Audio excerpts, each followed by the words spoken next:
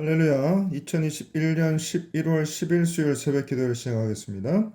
하나님 감사합니다. 오늘도 새날을 주시고 말씀 가운데에 또 기도 가운데 새날 지나가게 하신 것 감사합니다. 오늘도 주님의 은혜 가운데 살게 하여 주옵소서. 예수님의 이름으로 간절히 기도 올리옵나이다. 아멘.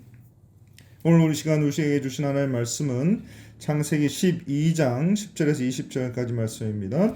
하나님의 말씀입니다. 창세기 12장 10절에서 20절까지 말씀.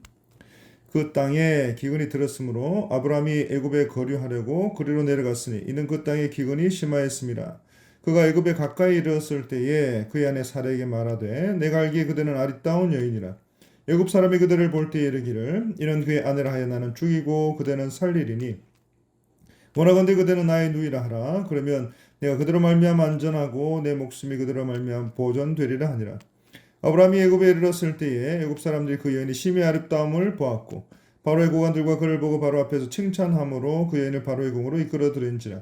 이에 바로가 그로 말미암아 아브라함을 후대함으로 아브라함이 양과 소와 노비와 암수나귀와 낙타를 얻었더라.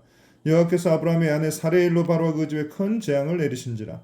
바로가 아브라함을 불러서 이르되 내가 어찌하여 나에게 이렇게 행하였느냐. 내가 어찌하여 그를 내 아내라고 내게 말하지 아니하였느냐. 내가 어찌 그를 누이라 하여 내가 그를 데려다가 아내를 삼게 하였느냐. 내 아내가 여기 있으니 이제 데려가라 하고 바로가 사람들이 그 일을 명하매 그들이 그와 함께 그의 아내와 그의 모든 소유를 보내었더라. 아멘. 이 아브라함이 세겜 땅 모래 상수리 나무에서 하나님께 제단을 쌓고 제사를 드립니다. 그리고 베델 동쪽 산으로 옮겨 장막을 친 후에 점점 남방으로 옮겨갔다고 했습니다. 그런데 그 땅에 기근이 듭니다. 그리고 아브라함이 애굽으로 내려갑니다. 그런데 아브라함이 아내 사라의 미모가 아름다워서 애굽 사람들이 자신을 죽일까 걱정해서 사라에게 자신의 누이라 말하라 부탁합니다. 애굽 사람들과 바로의 고관들이 사라의 아름다움을 보고 칭찬하고 사라를 바로의 궁으로 드리게 됩니다.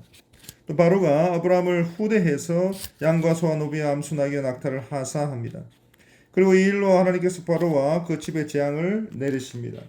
18절 바로가 아브라함을 불러 책망합니다. 내가 어찌하여 나에게 이렇게 행하였느냐. 바로가 이 일을 사람들에게 알리고 아브라함과 사레를 모든 소유와 함께 보냅니다. 사랑하는 성도 여러분, 오늘 본문은 하나님의 부르심을 받아서 가나안으로 이주한 아브라함의 순종과 신앙의 면모를 보여주는 1절과 9절 말씀에 바로 이어지는 말씀입니다. 이는 아브라함과 같은 위대한 신앙의 인물도 본래 우리와 똑같은 성정을 지닌 사람으로 연약하여서 실패할 수밖에 없는 존재였던 것을 우리에게 보여주고 있는 그런 말씀입니다. 그리고 그럼에도 불구하고 택하여 불러내신 자를 끝까지 보호하시고 인도하시는 하나님의 사랑을, 하나님의 구속 사역을 우리에게 보여주고 계십니다. 먼저 11절에서 16절을 보시면 지금껏 오직 믿음과 순종으로 하나님의 뜻을 쫓아온 아브라함입니다. 하지만 계속되는 유랑생활과 극심한 기근에 이 어려운 상황을 인간적인 방법으로 모면하고자 시도합니다. 그리고 더 큰 위기에 빠져버린 아브라함의 실수와 나약한 모습이 기록되어 있습니다. 그리고 17절에서 20절은 아브라함의 연약한 모습과는 대조적인 하나님의 모습을 보여줍니다. 어머니가 갓난아기를 돌보듯이 택하여 불러내신 자를 끝까지 보호하시고 인도하시는 하나님의 자비로운 손길과 크신 은혜를 우리에게 보여주고 계십니다. 여기서 우리는 다음과 같은 진리와 교훈을 발견하고 우리의 기도의 제목으로 삼고자 합니다. 첫 번째, 아담과 하와가 타락한 이후의 인간은 그 누구도 자신의 공로로 구원받을 수 없다는 것입니다. 당시에 의인인 노아도 믿음의 조상인 아브라함도 이스라엘 선군인 다윗도 모두가 다 실수하고 넘어져서 범죄하고 말았습니다. 그럼에도 불구하고 성도가 구원받을 수 있는 것은 전적인 그리고 부인할 수 없는 은혜의 손길로 건져주시는 하나님의 은혜 때문입니다.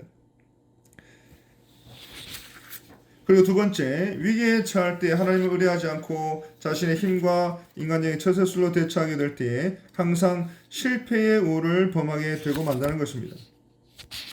12절에 아브라함은 말합니다. 애굽 사람이 그대를 볼 때 나의 아내라 하여 나는 죽이고 그대는 살리리니. 사랑하는 성도 여러분, 아브라함이 거짓말을 한 이유는 혹시라도 누군가가 나의 아내를 빼앗기 위해서 나를 죽일 것 같아서 두려웠기 때문이라고 했습니다. 이것은 믿음의 사람, 하나님을 신뢰하는 사람이 할 수 있는 말이 아니었습니다. 그리고 아브라함은 사레가 자신의 누이라 말하라 사레에게 다짐합니다. 이 얼마나 부끄러운 말입니까?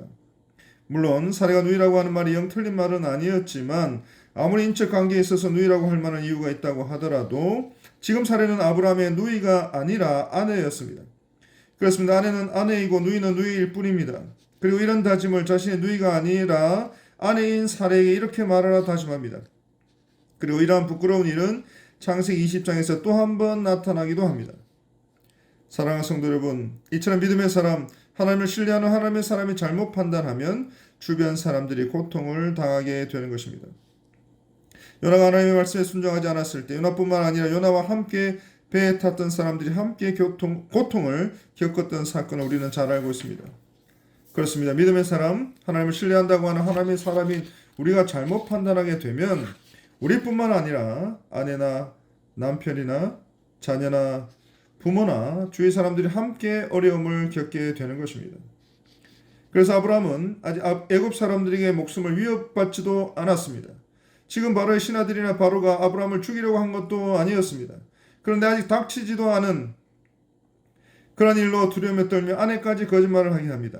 어려움이 닥치게 될 것 같은 그 두려움에 사로잡혀서 또 실제로 위기에 처하게 될 때에 믿음으로 하나님께 기도하고 의뢰함으로 하나님의 도우심을 기다리는 것이 아니라 자신의 힘과 생각과 방법과 뒷배를 이용해서 인간적인 처세술을 총동원해서 그렇게 모든 일들을 처리하려고 합니다. 하지만 그럴 때마다 또다시 실패의 우를 범하게 되는 우리 자신을 경험하게 되는 것입니다. 사랑하는 성도 여러분, 시편 146편입니다. 귀인들을 의지하지 말며 도울 힘이 없는 인생도 의지하지 말지니 그의 호흡이 끊어지면 흙으로 돌아가서 그날에 그의 생각이 소멸하리로다 했습니다. 야곱의 하나님을 자기의 도움으로 삼으며 여호와 자기 하나님의 자기의 소망을 두는 자는 복이 있도다 했습니다. 이 말씀을 기억하시고 하나님께서 강한 손과 그 편팔로 우리를 인도하실 것을 믿고 그 믿음 가운데 하나님이 도우시는 그 손길을 의뢰하고 믿음으로 나아가시는 저와 여러분들이 다 되시기를 간절히 바랍니다. 그리고 마지막 한 가지만 더 말씀드리면 성도를 보호하시고 지키시는 하나님의 손길은 때와 장소를 초월해서 미치지 않는 것이 없다라고 하는 것입니다. 아브라함이 비록 두려움에 떨면서 아내를 루이라고 거짓말까지 했지만 그럼에도 불구하고 하나님께서는 긍휼을 베푸셔서 아브라함과 사례를 통한 구속 사역을 완성시키기 위해서 끝까지 지키시고 끝까지 보호하시는 모습을 우리는 보게 됩니다.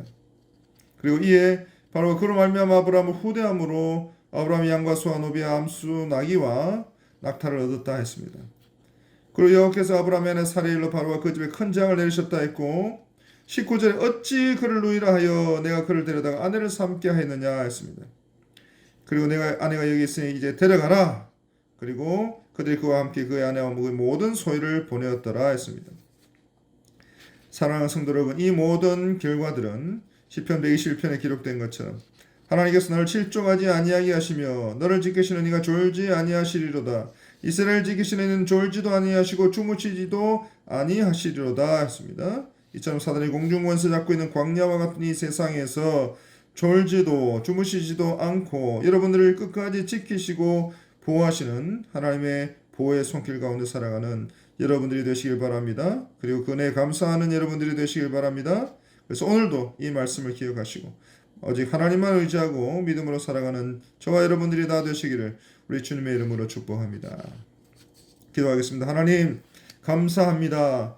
이 아브라함도 우리와 같은 성경을 가진 사람으로 실수를 하고 하나님 앞에 죄를 범하게 됩니다. 그로 인해서 주변 사람들도 어려움을 당하게 됩니다. 하지만 그럼에도 불구하고 끝까지 지키시고 보호하시는 하나님의 은혜의 모습, 은혜의 그 구속 사역을 통하여 다시 한번 위로와 또 담대함을 얻게 됩니다. 하나님 도와주시고 그 하나님만 의지하고 믿음으로 살아가는 우리 주의 백성들 다 되게 하여 주옵소서. 이 모든 말씀 우리를 구원하신 예수 그리스도 이름으로 간절히 기도 올리옵나이다. 아멘. 우리 함께 기도하실 때 교회를 위해서 기도해 주시기 바랍니다. 또 담임 목사님과 그 교회와 총회 사역을 위해서 기도해 주시기 바랍니다. 또 우리 환우들을 위해서 기도해 주시기 바랍니다.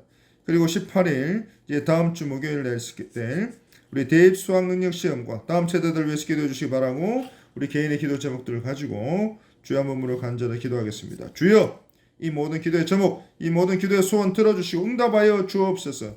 주여 능력을 더하여 주시고 또 그 크신 은혜 가운데 믿음으로 오늘 살아갈 수 있도록 힘을 주옵소서.